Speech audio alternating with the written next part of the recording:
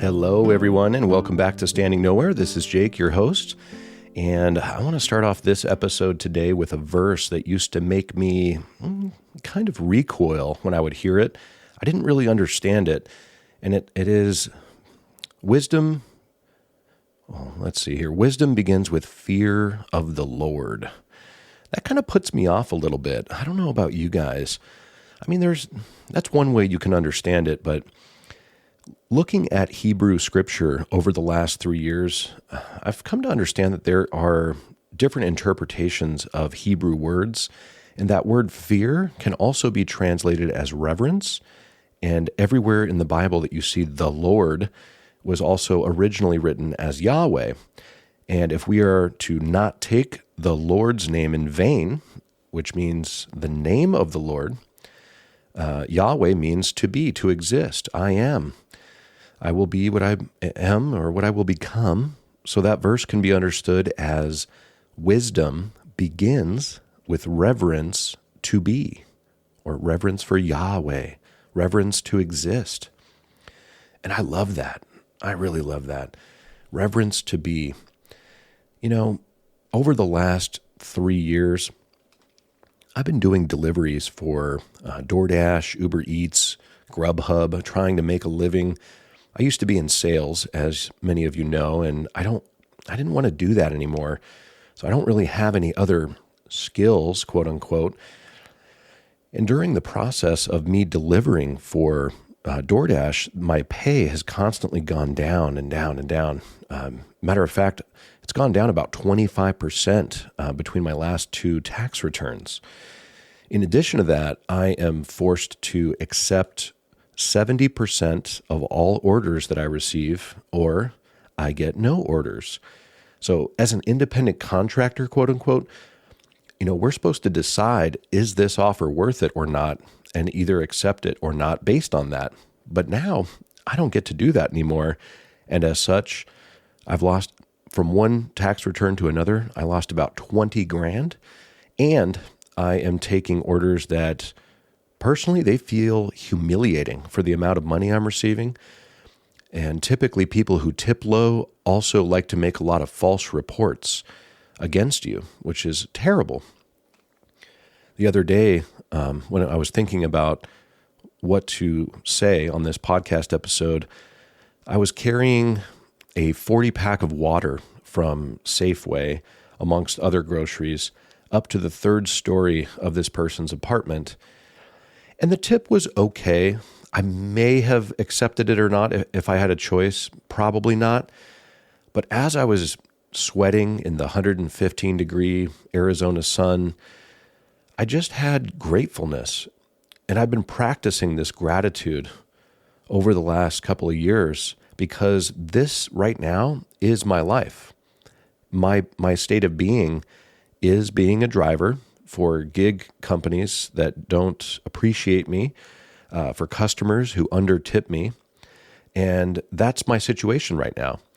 Now, I'm not saying that I'm grateful for it in a sarcastic way. I mean, I'm really grateful because this is where I'm at right now. And it's not like I want to stay here forever, but I'm grateful for it because it's what is at this moment.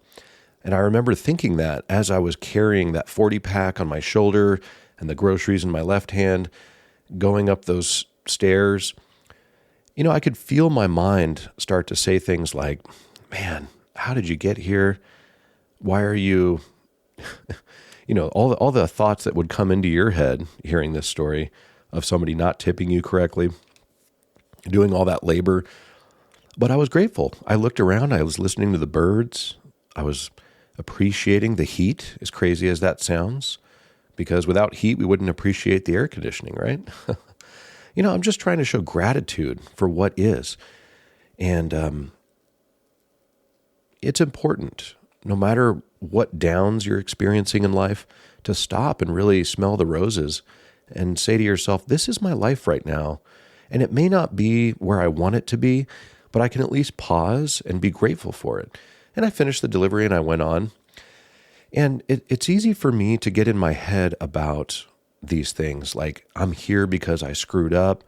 Had I went straight into college after high school, I'd have a career by now, probably would own a house. And it's tough. Life will throw failures at you, but our failures, our perceived failures, they're also teachers.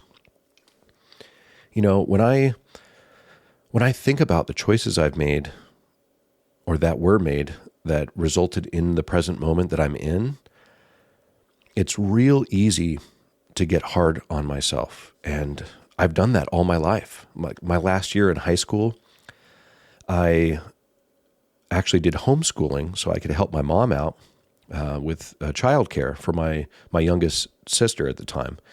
And I was happy to do that, not only because the last year in high school is usually shorter days anyways, but I got to stay home and play video games, and hang out with my little sister. But at the same time, I kind of missed all the things that you go through in your final year of high school. So I felt like I let myself down a little bit. I watched all my friends graduate. I actually kind of slacked off in my studies and ended up graduating almost a year after I was supposed to. And that negative self-talk kind of carried with me throughout my life, and I didn't really realize it was there. I always kind of knew it was there, but it's like that small, subtle voice that you don't really hear because there's so much noise and distraction in your life. But I've realized, especially these last few years, that I've carried that voice with me on many things. I mean, we all have that inner critic, right? And it's especially hard for me with podcasting. I mean, here I am revealing deep parts of myself to the world or whoever's listening. And I know that especially in the beginning phases, your podcast is growing. It takes time to build an audience. And I'm going to have episodes that I'm not going to be happy with.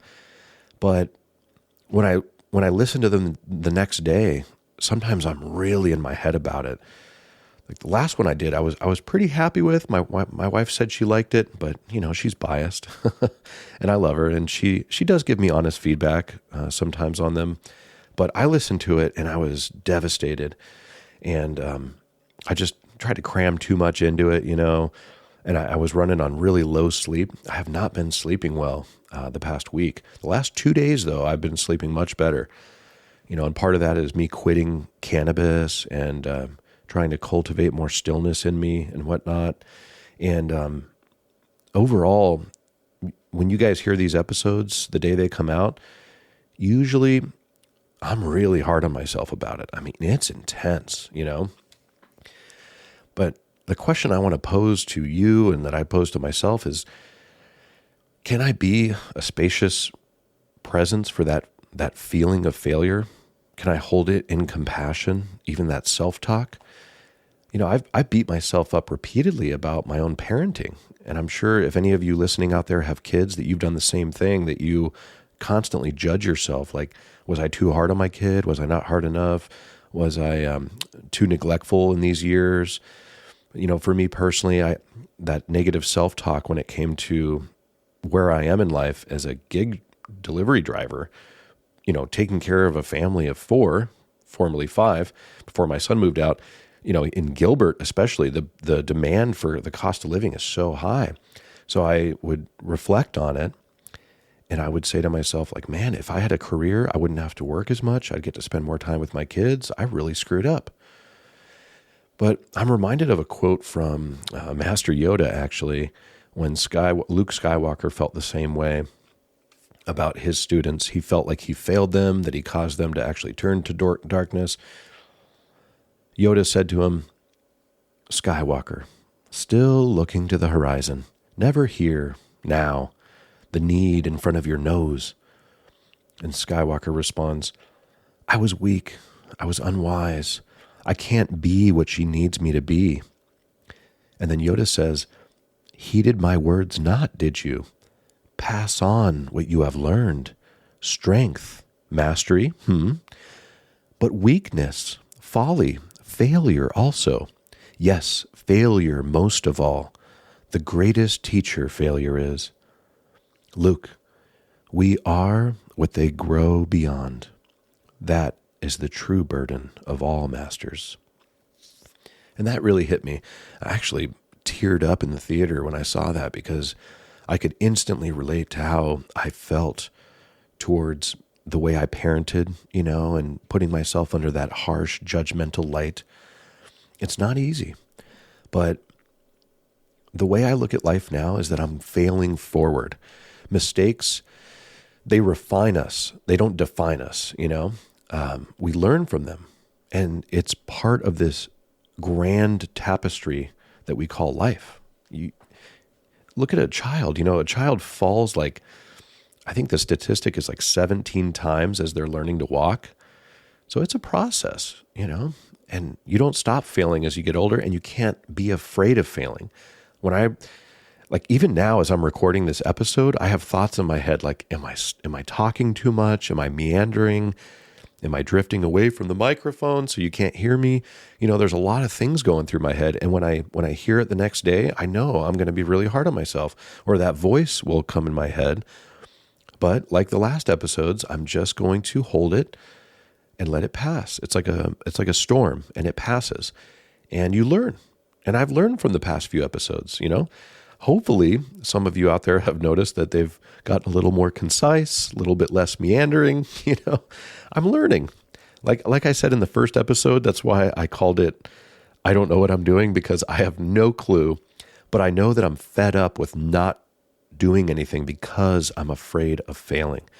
And I'm not going to beat myself up about choices I've made in the past, about my parenting, things like that. I'm just going to embrace them with compassion, and I'm going to move on, and I'm going to try to do better.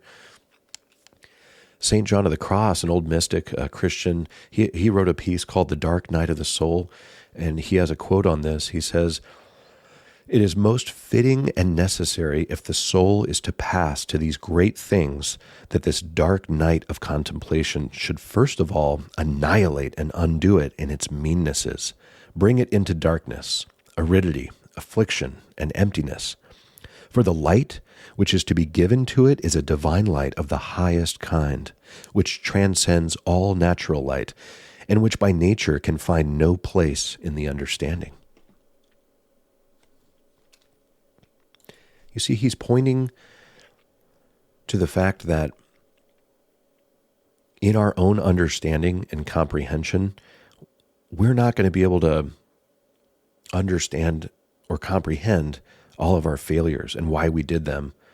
When you wake up at 3 a.m. thinking about that stupid thing you said online, or the way you treated somebody with regret, you can only hold it in awareness, compassion, and love, and realize that you're not perfect. The idea of perfect is just an illusion, and you've got to move forward and learn from them. I've made some terrible mistakes and things I've said in the past to people that I deeply regret, and, if possible, try to make them right.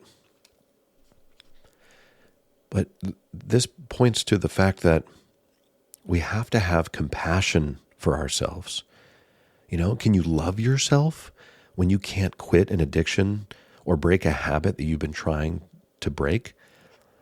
I remember 3 years ago when I first started to really meditate and try to cultivate a stillness in myself, I thought I could do anything. I'm like, man, my energy drinks that I have every day, all I'm going to do is quit, and I'm just going to hold the withdrawals in my awareness, and I'll be just fine, and I'll be able to quit no problem.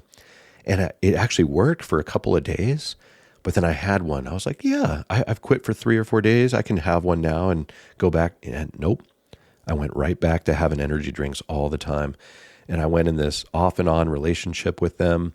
Same thing with my diet and my workout. You can ask my wife. I have yo-yoed so many times that it's ridiculous. It's to the point where I tell her I'm going to start my diet on Monday, and she doesn't exactly roll her eyes, but she's like, okay, let's do it. And she supports me every time through all my failures, which I'm about to try again, actually. But part of the process of quitting habits, it does actually involve embracing the withdrawals and with gratitude. I mentioned on a couple of episodes ago that I quit smoking cannabis at the end of the day to take the edge off. And for a little while, I really missed it. And for me, the withdrawals were more in the form of sleeplessness. It was really hard for me to stay asleep through the whole night. I would wake up at about 3:30 in the morning, 3:45 maybe, and I could not get back to bed, and it was terrible. And sometimes there was like really intense dreams, and it was rough. But I knew that I loved the peace that I was cultivating by being more present more than the withdrawals were giving me pain. So I just held them and embraced them, and the time was right, and I was eventually able to quit. Because even cannabis, I've quit off and on over the last couple of years. As I mentioned like 2 episodes ago, when my son moved out, I started up again because I just missed him so damn much. And I justified it to myself, that I'm under a lot of stress, I'm working a lot. And sometimes we are, and we feel like we need that. And either way, you've got to love yourself if you can't quit your addiction when you want to. And you keep trying, and you just hold it all, And when the time is right, eventually, when that stillness grows and grows, you'll be ready, and it'll happen. And you've got to love yourself all the way through. You've got to show gratitude and a thankfulness to your body. It's carried you this far. Can you love yourself? Can you love your body for all that it's done for you? Even your mind, when it overthinks things and it beats you up after releasing a podcast episode, or, all the little quirks that you have, all the little things that make you you. Can you appreciate your body? Because it's part of this whole tapestry. Your body is as natural as a cloud in the sky or a tree. Can you maybe stop thinking about yourself so much and just empty yourself?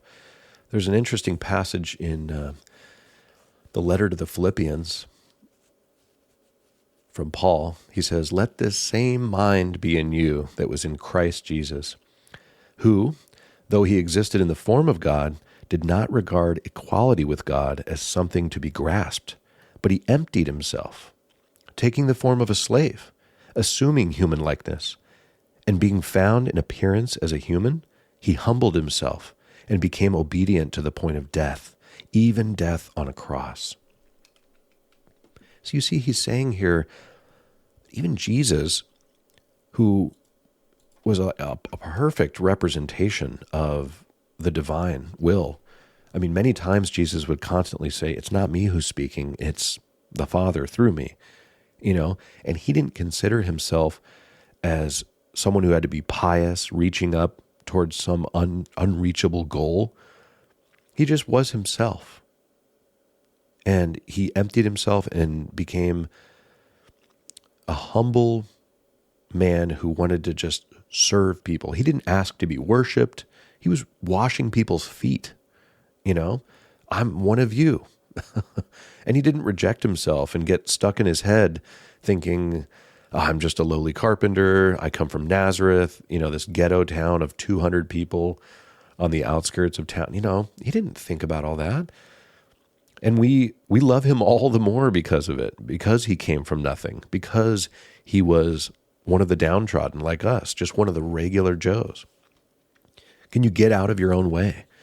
Stop separating yourself from, or stop having the idea that you are a separate self from the whole thing. But you, just as you are, with all your perceived imperfections, are perfect just the way you are. Like all that negative self-talk I had about myself with being a quote-unquote gig worker in my 40s, that's all in my head. Can I let that go? Lao Tzu has a beautiful verse on this. He says, "Stop thinking and end your problems. What difference between yes and no? What difference between success and failure? Must you value what others value? Avoid what others avoid? How ridiculous. Other people are excited as though they were at a parade. I alone don't care. I alone am expressionless, like an infant before it can smile. Other people have what they need. I alone possess nothing. I alone drift about like someone without a home. I'm like an idiot. My mind is so empty. Other people are bright. I alone am dark. Other people are sharper. I alone am dull. Other people have a purpose. I alone don't know. I drift like a wave on the ocean. I blow as aimless as the wind. I am different from ordinary people. I drink from the great mother's breasts. Meaning, he is content with what is, what the great mother nature is providing for him at just each and every moment. Do you really need more than that? I mean, it's okay to, like for me, I want to obviously get a job and a career going. If there is one left in this godforsaken economy, I'm going to try. I've touched up my resume. I'm ready to get out there. But for now, I am content with what the great mother brings, with what life brings me. And right now, I love my life. Even though I have to work a lot of hours and I don't have the greatest job in the world, I love it. And I'm going to try to do better. I'm going to try for the next thing. And it's going to be easier because I'm not fighting it along the way. I don't have this hatred inside of me for my situation, the FML attitude, F my life. No, thank you. I'm very thankful to this life. It's beautiful. It's so beautiful. Can you have that same mind in you that Jesus had, or that Lao Tzu is talking about here in the Tao Te Ching? Can you stop thinking and just be? And can you have that same compassion for other people in your life? Can you appreciate all the people that you meet throughout your day? You go to a gas station to grab an energy drink or whatever. Can you look at the gas station attendant as a human being? Can you remember that they're as human as you are? How many strangers do you overlook in your life? There's so many opportunities to show them some loving kindness as you pass by. You don't have to stop and give everyone a hug, but look around. Most people that consider themselves seekers, that are looking to go within and see what's behind the veil in this life, a lot of us will spend time meditating and trying to cultivate that mindfulness, but we forget that the other side of the coin of mindfulness is love and compassion. And the two are really one. And if you're on the path of quote unquote enlightenment, up your way up the mountain, one of the fastest ways to do that is to cultivate love and compassion, or as the Buddhists call it, metta, for other people, loving compassion. Practice it constantly. Some people you won't even notice. They were there the whole time. There's a guy that I met at the local 76 station down the street, and he has such a warm presence to him. He greets everybody that comes into the gas station like a friend, and I love it. And I've been talking to him about the podcast, and he's been so supportive of me. I've been talking to him about it for months, actually, and through all my procrastination, he's been very supportive. And not just noticing people, but really noticing them. Like, if you see a beautiful woman walk by, or a beautiful man, can you appreciate their beauty? Yes, without forgetting that they're also somebody's son or daughter. Perhaps they're a father or a mother. Not just looking at them as a MILF or a sexy dad, but also as a person, as a being. What about when you're at Walmart and you see somebody who has sort of let themselves go and they're on a scooter? Do you judge them? Do you look at them as quote unquote people of Walmart potential for that website that takes pictures of people? Do you look at people that are downtrodden and struggling with condemnation or judgment?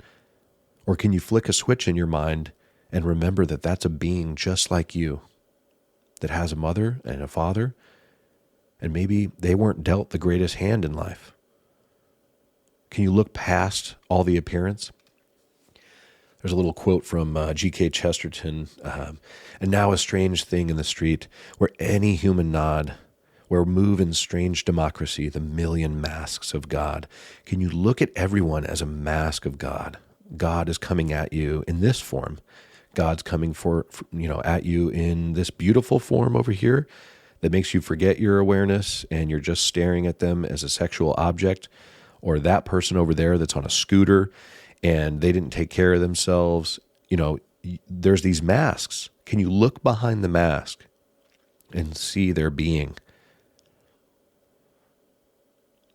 And what about the people who upset you? The driver who cuts you off? Can you have compassion for them? Can you see them as somebody's child, or a father or mother who's late for work? Or perhaps they're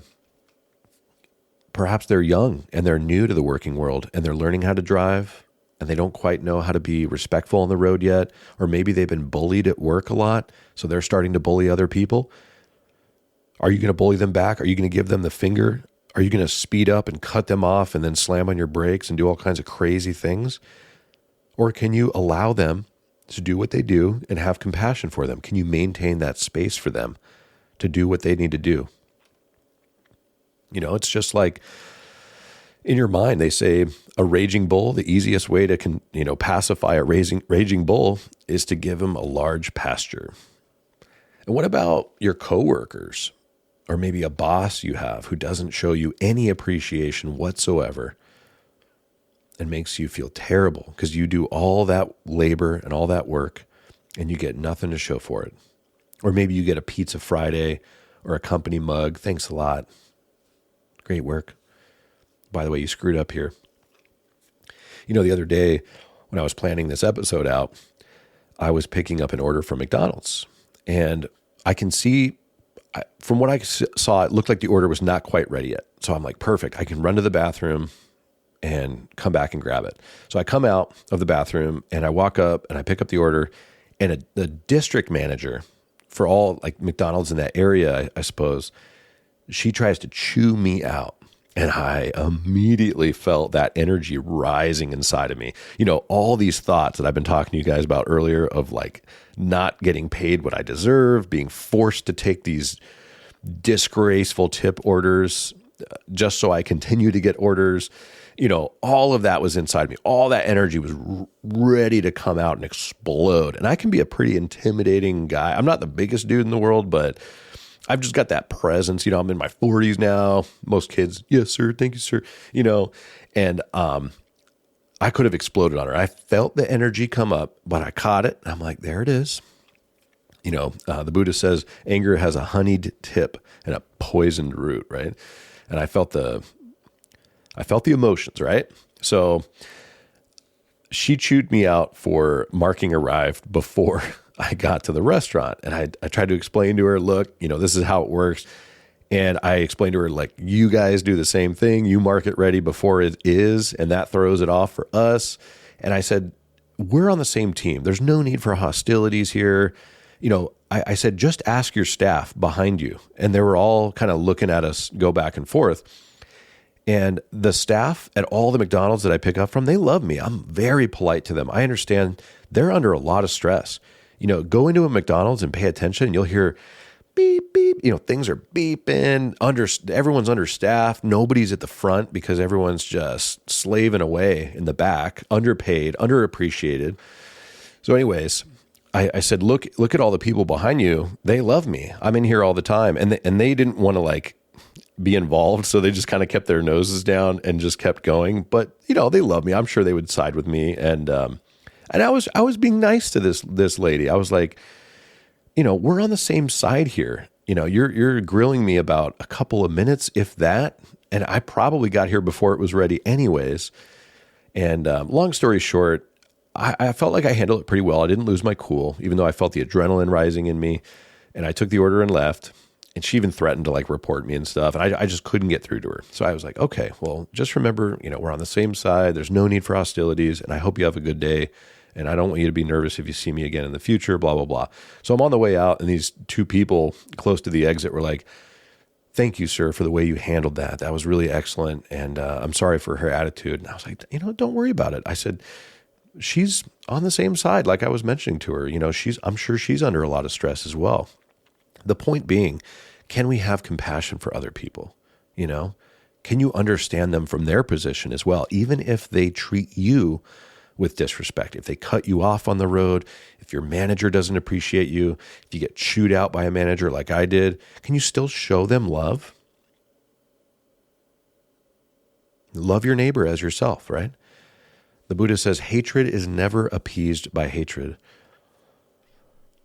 in this world. By non-hatred alone is hatred appeased. You know, when Jesus was asked, what are the two greatest commandments? He said, love Yahweh, your being, with all your heart, all your mind, all your soul, and all your strength. And the second is just like it. You shall love your neighbor as yourself. There's no commandment greater than these. And judgment, like I was talking about earlier, you know, he speaks about that. Do not judge, and you will not be judged. Do not condemn, and you will not be condemned. Forgive, and you will be forgiven. And it's not just like the eye in the sky, God will forgive you, but in Aramaic, there's nuance to it, which gets flattened out in English. In Aramaic, forgive is more akin to loose the bonds in your heart. The sense of releasing, let go, set free. Don't hold a grudge. Because what you hold inside is reflective on the outside. You know, you forgiving someone else is also releasing something inside of you that you're holding on to. And what about people who deeply wrong you? Can you have compassion for them? When I was younger, my dad was in a really rough place with anger, with being physical. And I'm not going to bash him here or say too much. Like, he was not somebody who like beat me or anything like that.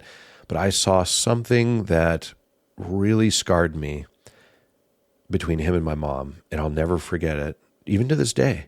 But I've forgiven him. And I have compassion for him because I know that he grew up in a very rough household as well. His father was pretty brutal, pretty extreme. He had trauma that they didn't even know how to deal with at the time. From World War II, he saw his friends get blown up. You know, he was on a destroyer in the Navy. He was in all kinds of crazy conflicts. And some of that trauma was passed down to his kids. And my dad, out of the 3 sons that he had, took the brunt of it. And then some of that tried to get passed down to me. And some of it did get through to me, you know. But luckily, I've forgiven him, and he's really changed himself, and he counts on my forgiveness and my compassion for him, because there's plenty of times that I talk to him and you can hear his voice crack and the pain in his voice at the memories of the things that he's done. But I forgive him and I love him. And I know that he's not perfect. I know that I'm not perfect. And just like him, I have that same condemnation for myself for not being a better dad for my kids. Many of you listening, I'm sure you have that same inner critic. So the compassion starts within. And it's really important to have compassion for others. And some of you listening have been hurt by family. And you might say to me, Jake, I'm sorry, but I'm glad you can forgive your dad, but there's no way I can forgive my family member for what they did. And you have no idea what they did. And I get it. And if you can't have compassion for them, can you have compassion for your inability to forgive them? Can you hold your inability to forgive in loving awareness and say, I've been hurt so much and I can't forgive, and I'm going to have compassion on myself because I can't forgive? Can you loose the bonds in your heart, as Jesus would say in Aramaic, you know? Release them. And you do what you can. You find that edge. It's like a garden, you know, it starts to grow. You know, in a wider perspective, Lao Tzu talks about this again in the Tao Te Ching, verse 79. He says, after settling a great dispute, there must be remaining resentments. How can this be considered good? Therefore, the sage holds the left part of the contract, but does not demand payment from the other person. Those who have virtue hold the contract. Those without virtue hold the collections. The heavenly way has no favorites. It constantly gives to the kind people.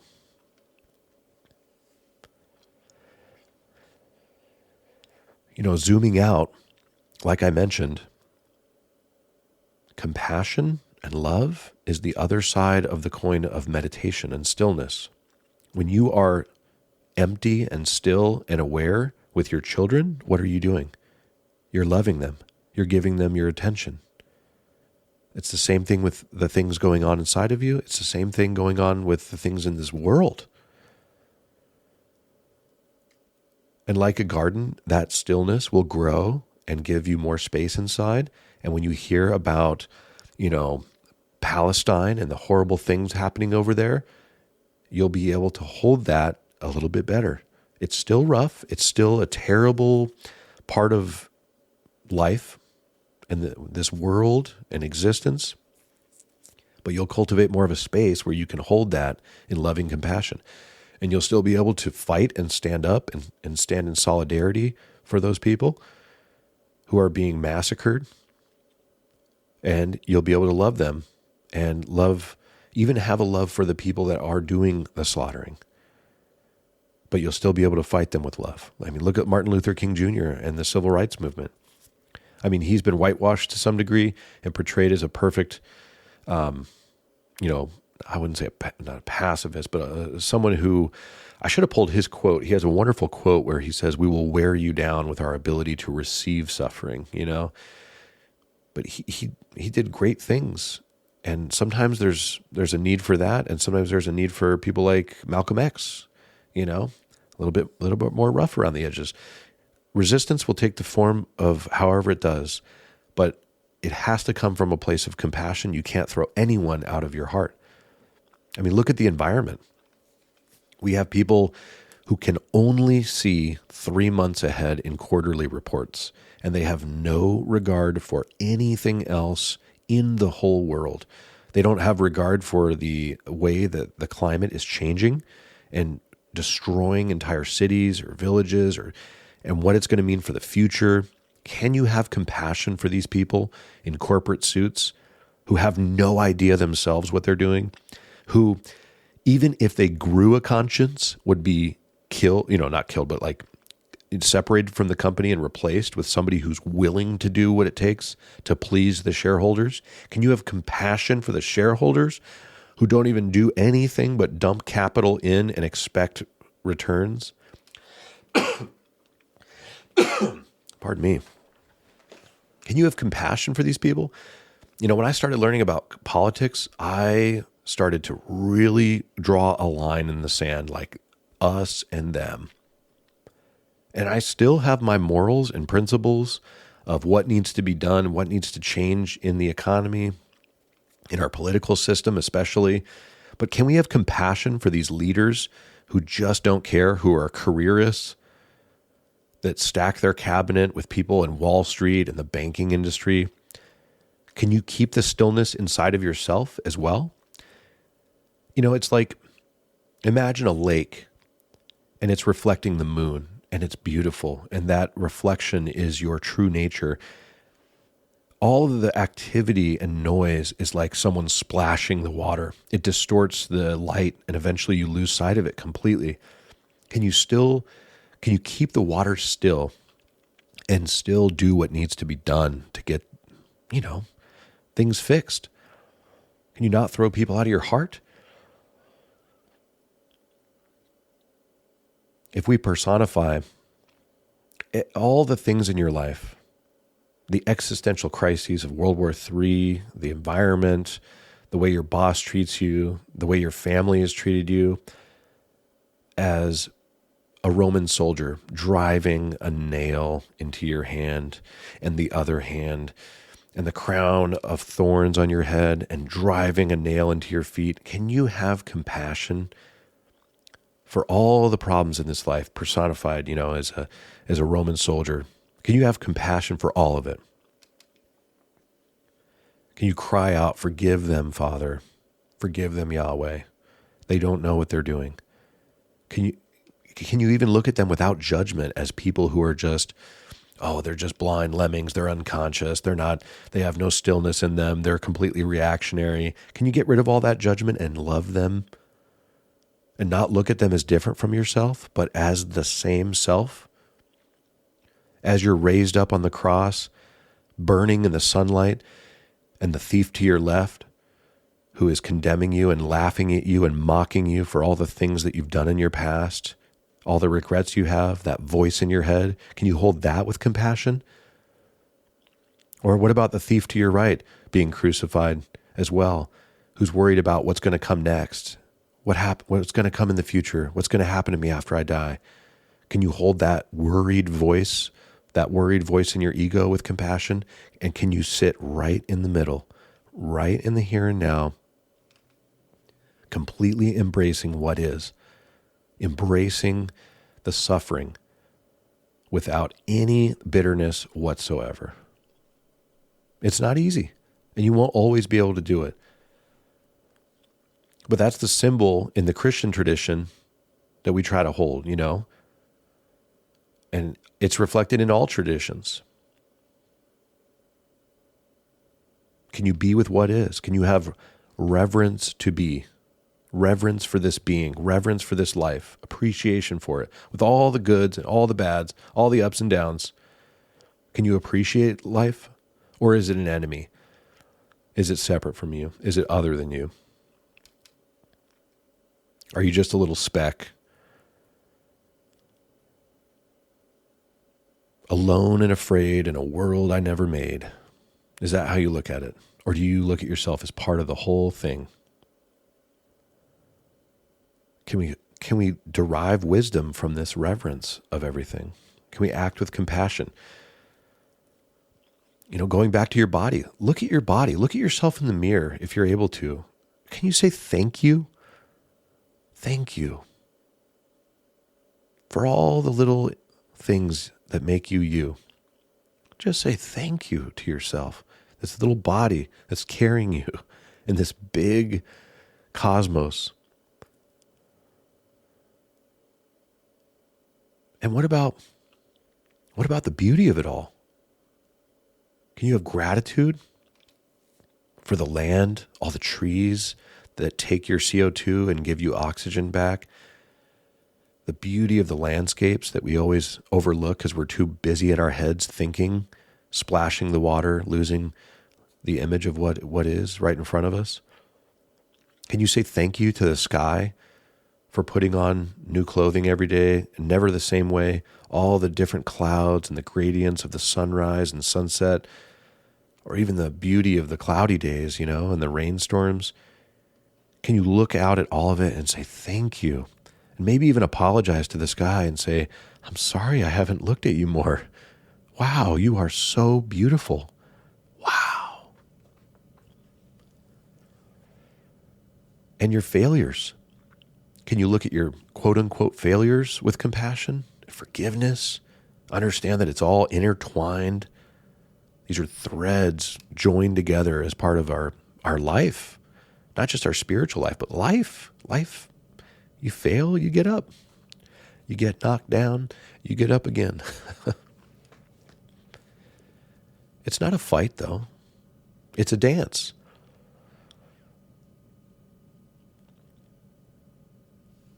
And remember, this connects to everyday acts of compassion. Not just for the people who are easy to love, like your kids, but those who are hardest to love, your boss, or maybe your kids, Jesus tried to teach in story and get the point across that we're all part of one thing, that we're not really separate. And one of the stories he said to convey this is in the Gospel of Matthew. He says, then the righteous will answer him, quote, Lord, when was it that we saw you hungry and gave you food, or thirsty and gave you something to drink? And when was it that we saw you as a stranger and welcomed you, or naked and gave you clothing? And when was it that we saw you sick or in prison and visited you? And he replied to them, the king will answer them, truly I tell you, just as you did it to one of the least of these brothers and sisters of mine, you did it to me. You see? Can you, in your bones, understand and truly know that we are all expressions of the same source, that we are not separate, You can't have up without down. You can't have black without white. You can't have yourself without other, as that contrast. The illusion of contrast is what creates this whole dance of life. And what would it be like if you met yourself out there? Can you imagine you're in the other person's shoes, meeting you? What are they going to see? Are they going to feel better about themselves? Are you going to lift them up? I'm going to read a final verse to you guys from Lao Tzu as we close out here. And before I do, I want to say thank you for listening. Right now, I have basically no audience, and I'm growing this like a garden in its early stages. And if you would like to reach out to me and share some of what you've been through in life, or give me some feedback for the show, or whatever, give me a rating, follow me, I'd appreciate it. I've got links in the description where you can reach out. We've got Discord, we've got email. Trying to grow this thing, and I can't wait for the day when somebody messages me and says, thank you for that episode. It was just what I needed to hear.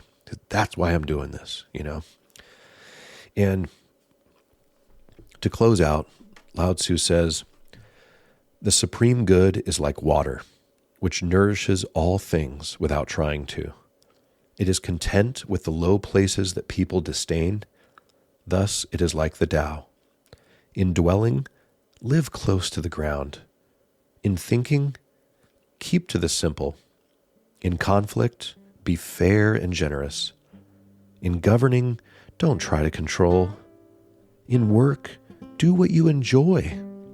In family life, be completely present.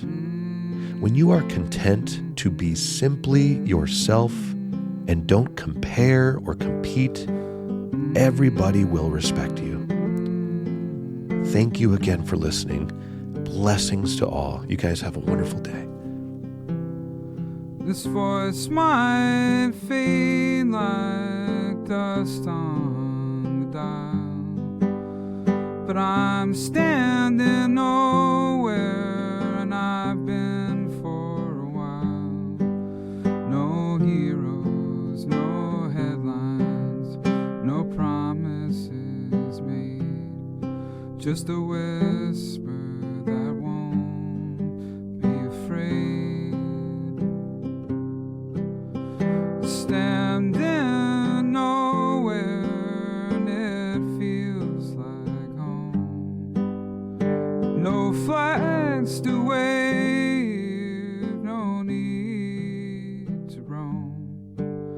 The silence speaks louder than war ever could, and I've never felt so understood. The static is kind, it leaves me alone. No orders to follow, no king on the throne.